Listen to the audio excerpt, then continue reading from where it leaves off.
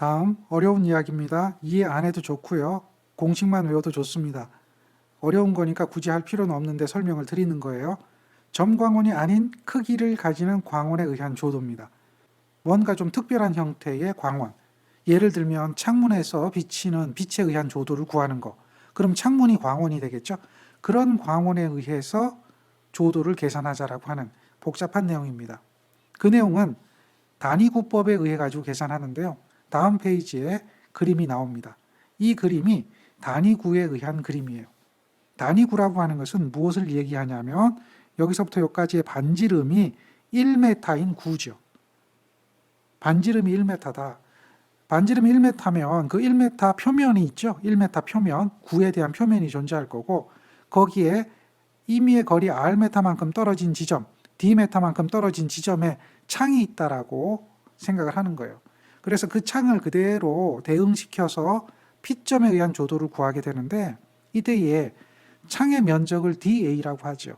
지금은 사각형으로 표현했는데 조금 더 우리가 이해하기 쉽게 얘를 원이라고 생각해도 좋아요. 원이라고 생각해도 좋고 여기에서 중심으로부터 P점까지의 거리를 D라고 보는 겁니다. 중심으로부터 P점까지의 거리를 D라고 보죠. 그러면 여기에는 지금 요 길이가 보이죠? 요 길인데 이걸 원이라고 생각하면 반지름이라고 생각해도 좋아요. 반지름이라고 생각해도. 그러면 여기에는 여기 A라고 하는 반지름이 있다. 이렇게 보면 원이라고 생각하면 파이 A제곱이 면적이 되겠죠. 그게 DA입니다. 그 다음 이것에 대응하는 면적이 여기 단위구 표면에 있는데요. 단위구 표면에서는 DS라고 하는 면적이 있는데 요거는 요게 반지름을 B라고 놓고 파이 B의 제곱이다라고 면적을 이야기하죠. 이렇게 보는 겁니다. 그러면 여기서는 이 중심까지 거리가 얼마가 나올까요? 그 중심까지의 거리는 1m가 되는 겁니다. 왜냐하면 단위 9니까요. 얘는 중심까지의 거리가 얼마죠? dm가 되는 거죠. 이때에 이 각을 세타라고 했습니다. 세타. 이 각 세타를 이 각의 비율로 보면 세타의 각의 비율로 보면 코사인이 됐던 사인이 됐던 이 각의 비율을 보는 겁니다. 이걸 코사인으로 본다면 d분의 a가 되겠죠. 여기는 1분의 여기도 b가 있기 때문에 1분의 b가 되겠죠. 같은 각일 것이다. 대응되는 거니까요. 따라서 이렇게 보는 거예요. 각을 코사인으로 봐도 좋고 사인으로 봐도 좋고 계산을 해보면 이것은 d분의 a다. 이것은 1분의 b다라고 하는 거죠. 그러면 이 면적을 보면 파이의 a의 제곱이 될 거고 이 면적은 파이의 b의 제곱이 될 텐데 b는 d분의 a거든요. 그러니까 파이의 d분의 a의 제곱이 됩니다. 따라서 파이 a제곱의 d제곱분의 1이 되겠죠. 이런 형태가 된다. 이 이야기는 무슨 얘기냐면 여기에 있는 면적 ds라고 하는 것은 da라고 하는 면적을 d제곱으로 나눠줘야 된다라고 이야기를 할 수가 있는 거죠. 이해되죠? 그 개념을 먼저 기억을 하고요. 그 다음에 이 P점에 대한 조도를 계산해야 되는데요. 조도를 구하려면 이 창이 휘도가 균일하거든요. 균일한 휘도를 가지고 있다면 이 창에 대한 광도를 계산할 수가 있어요. 광도 I는 어떻게 계산할까요? 이것은 휘도 B에다가 면적 DA를 곱해주는 거죠. 이렇게 되어질 것이다 라고 하는 거예요. 그렇다면 이 P점의 조도 E는 어떻게 계산이 되냐면 R제곱의 I거든요. R제곱에 여기서 R제곱이라고 하는 것은 여기 보면 D만큼 떨어져 있다고 그랬죠. 그러니까 이걸 D제곱으로 놔야 되겠네요. D제곱의 I는 BDA죠. 이해되죠? BDA죠. 그런데 여기 잘 보세요. DA는 DS의 D제곱이 되겠죠. 따라서 이렇게 되는 거예요.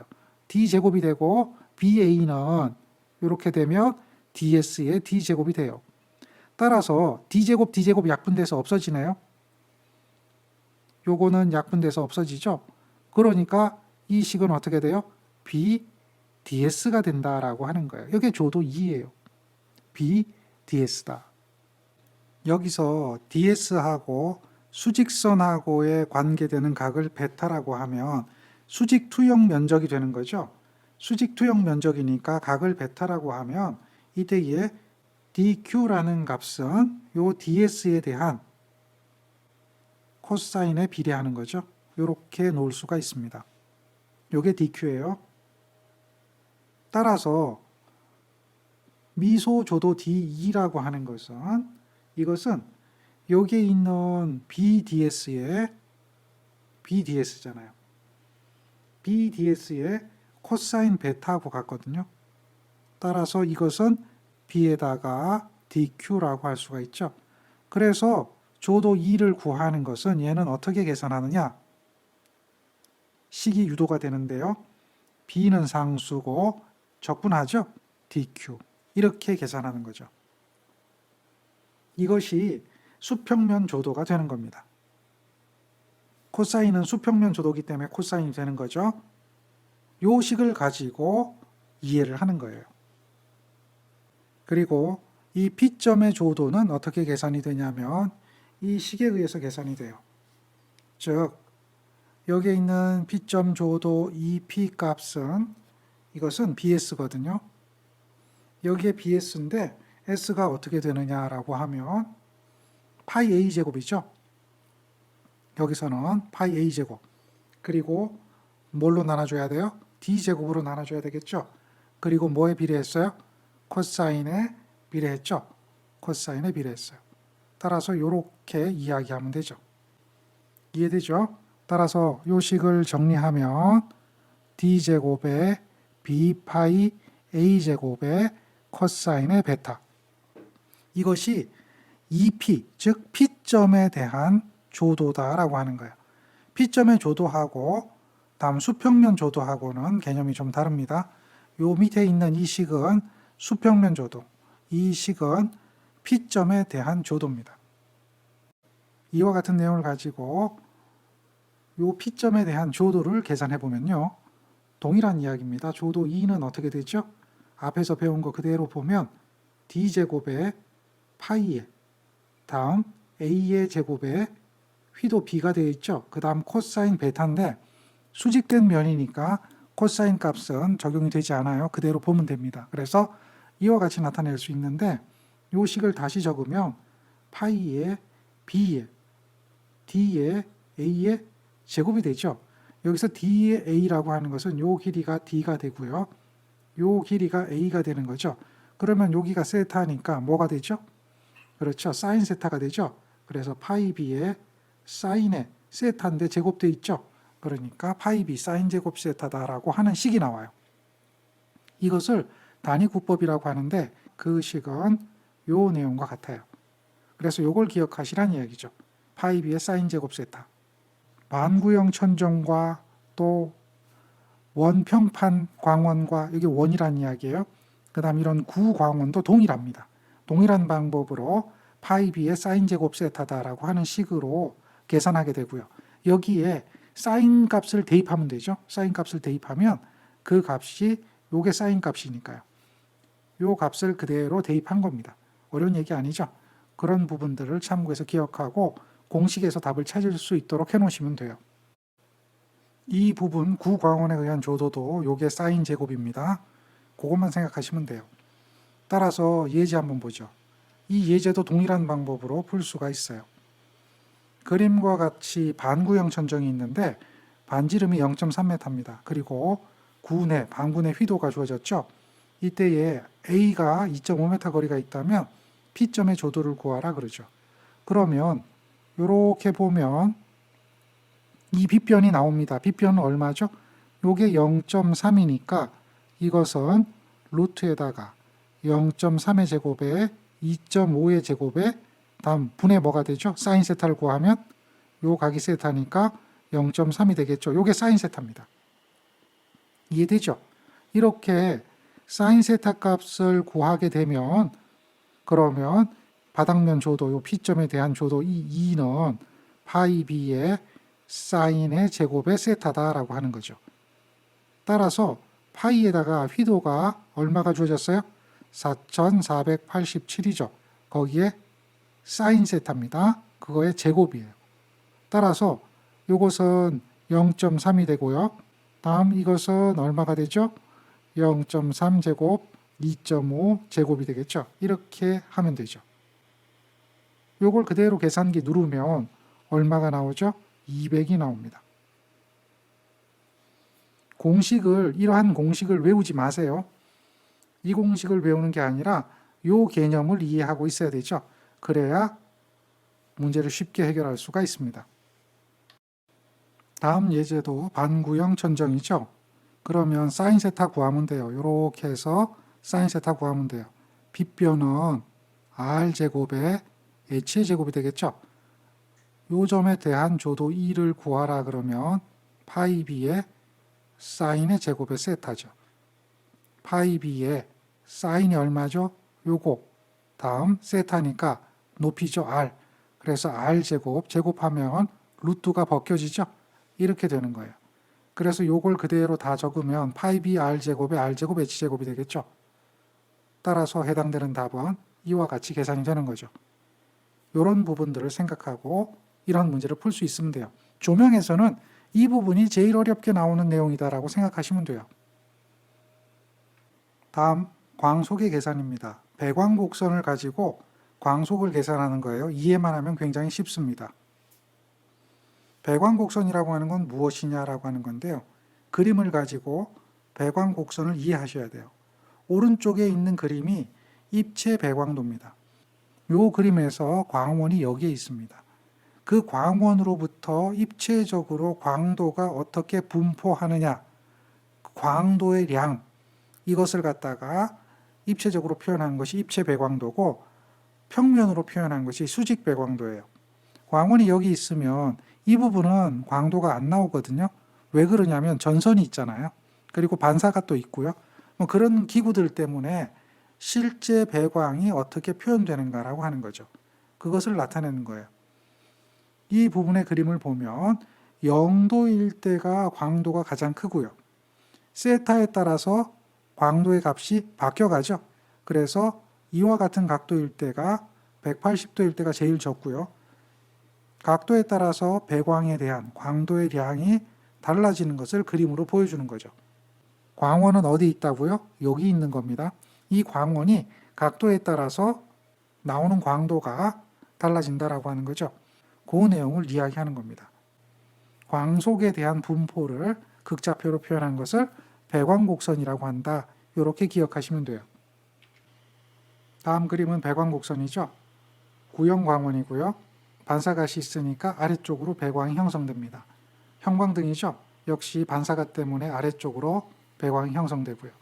요거는 광원이 있는데 반사갓이 위쪽으로 향하죠. 간접 조명 형식이 되겠고요. 아래쪽으로도 약간의 구멍이 있어요. 그래서 아래쪽으로는 조그맣게 나오고 위쪽으로는 광량이 많이 올라가고 있죠. 이것은 간접 조명 중에서도 반간접 조명 정도로 볼 수가 있겠죠. 왼쪽에 두 개는 직접 조명이 되는 거고요. 이렇게 배광을 표현하는 겁니다. 요거는 형광등이 되겠죠. 다음은 점광원에 대한 광속을 구하는 건데요. 이러한 과정을 거치지만 우리는 앞에서 F 이꼴 4파이 i라고 하는 것을 배운 거 기억하죠? 그 내용 그대로입니다. 4파이 i를 유도하는 과정이다라고 보시면 돼요. 4파이 i가 나오죠? 적분에서 구하는 과정을 보여주고 있고 그 다음 평면 광원이죠. 면 광원의 경우에는 파이 i죠. 그것을 유도하는 과정입니다. 원주형 광원은 파이 제곱 i가 되겠죠. 파이 제곱 i가 된다라고 하는 것 기억하고요. 반구형 광원은 구형 광원하고 같다고 그랬죠. 그렇게 나타나는 것을 보여주고 있는 겁니다. 다음 예제입니다. 휘도가 균일한 어떤 광원이죠? 원통 광원입니다. 중앙축 수직 방향의 원통 광원의 광도가 주어졌어요. 그런데 이 원통 광원의 구면 광도, 구면으로 환산한 광도를 구하라는 거죠. 원통 광원의 광속은 파이 제곱 i네요. 광도가 100이니까 파이 제곱 100이 됩니다. 그래서 100파이 제곱이 되죠. 구면 광원이라고 하면 광속은 4파이 i가 됩니다. 따라서 광도는 광속을 4파이로 나눠줘야 되겠네요. 광속이 얼마냐면 요거죠. 파이 제곱 100 그리고 4파이로 나누네요. 이 경우에 파이 약분돼서 없어지고요. 100파이를 4로 나누게 됩니다. 따라서 그 값을 계산해 보면 78.5 이렇게 답이 되는 걸 확인할 수가 있죠. 따라서 답은 2번이 되죠. 다음 예제입니다. 광속 계산의 일반식 중에서 직선, 광원, 원통이라고 했네요. 이러한 원통 광원의 광속을 구하는 식은 어느 건가요? 답이 나와야 되겠죠? 2번이죠. 파이 제곱이 되는 거 2번 답 찾을 수 있습니다. 다음 예제입니다. 얘도 원통 광원이네요. 광도가 주어졌는데 전 광속을 구하고 그 다음 구면 광도도 구하래요. 그러면 첫 번째 전 광속 구하면 파이 제곱 i가 되니까요. 파이 제곱의 광도가 200입니다. 따라서 계산하면 1971 루멘이 나와요. 그 다음 구면 광도를 구하는 거죠. 광속을 4파이로 나누면 됩니다. 구면이니까요. 광속이 1971 4파이가 되겠네요. 요거 계산하면 되죠. 따라서 계산기 눌러보면 얘는 157, 단위는 칸델라. 이렇게 계산이 되죠. 157하고 1971. 따라서 답은 2번이 되죠. 간단하게 계산할 수가 있습니다. 다음은 루소 선도에 의한 광속 계산입니다. 배광곡선과 루소 선도의 관계를 살펴보겠습니다. 지금 이렇게 되어 있는 이 곡선이 배광곡선이고요. 이 곡선에 대응하는 이렇게 된 이 곡선을 루소 선도라고 하죠. 루소 선도 이렇게 불러요. 어떻게 대응되느냐면 먼저 배광곡선에 대한 부분은 가운데에 광원이 있는 점, 이 점이 O점인데요. 거기에 광원을 뒀을 때 배광을 나타내는 것을 배광곡선이라고 배웠죠. 이때에 여기를 R이라고 하는 겁니다. 원의 반지름이 되겠죠. 그러면 이 배광곡선에 대응되는 루소선도는 동일하게 여기에 광원이 있는 거고요. 그 광원에서 여기서 여기까지가 반지름 R에 해당되고요. 또한 여기서 여기까지 거리도 반지름 R에 해당됩니다. 그렇게 보시면 돼요. 그래서 이 사각형이 정사각형이 된다라고 기억을 하시면 됩니다. 그리고 여기를 0도로 해서 여기가 90도, 다음 여기가 180도죠. 그것을 직선으로 나타냅니다.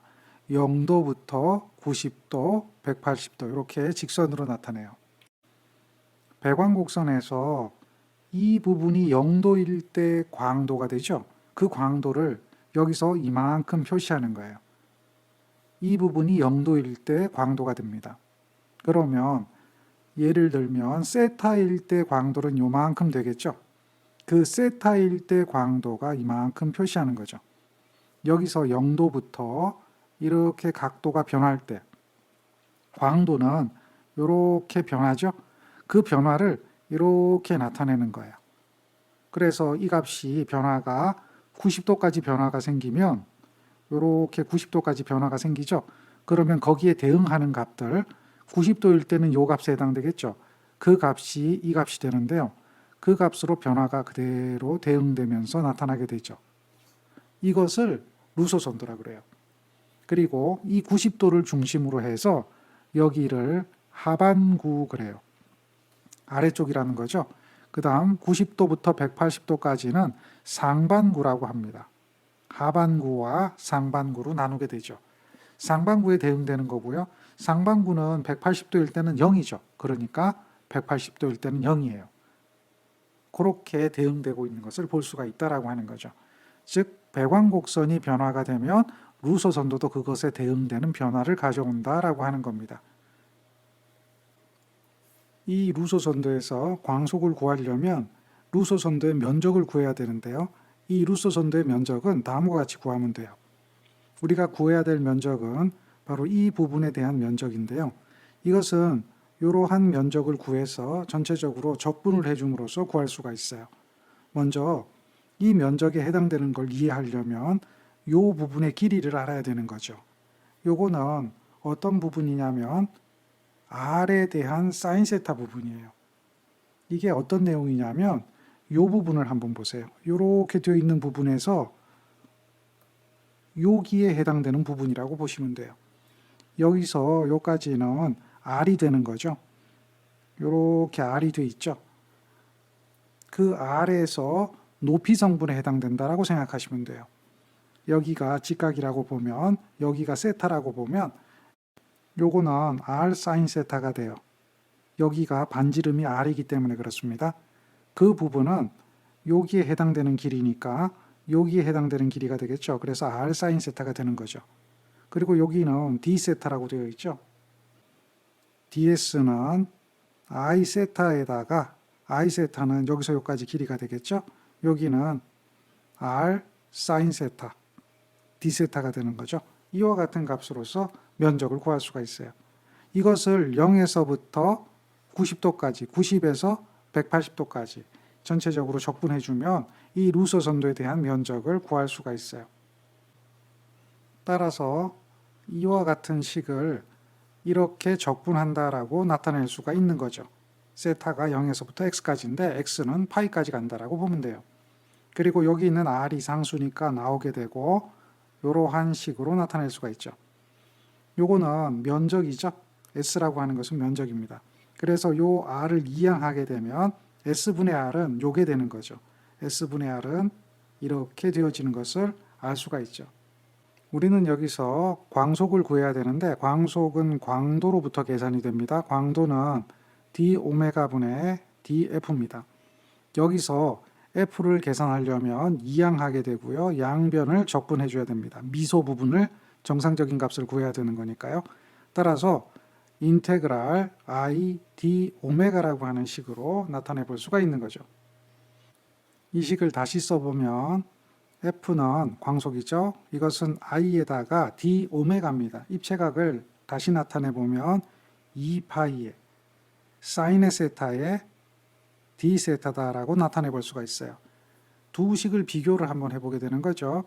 오메가에 대한 값에서 2파이 빼면은 요거하고 같은 형태가 되고 있다라고 하는 것을 볼 수가 있죠. 그래서 이것이 2파이를 이항하게 되면 이렇게 놓을 수가 있어요. 2파이 분의 f가 되겠죠. 2파이 분의 f로 이렇게 놓고 나면 얘는 어떻게 됩니까? 인테그랄 i 사인 세타 d 세타가 되니까 r분의 s가 된다라고 할 수 있죠. 따라서 이 두 식이 같으니까요. 광속을 계산하게 되는 겁니다. 그러면 f라고 하는 것은 이항해주면 r분의 2파이 s로 놓을 수가 있죠. 이것을 루소선도에 대한 광속이다라고 이야기하는 겁니다. 이 부분에 대한 식이니까 기억하시고요. 그리고 d 오메가가 이와 같이 바뀌는 부분에 대해서는 하단에 입체각이라고 설명을 해 두었습니다. 여기에 나와 있는 수학적인 개념이니까 참고하시면 되겠습니다.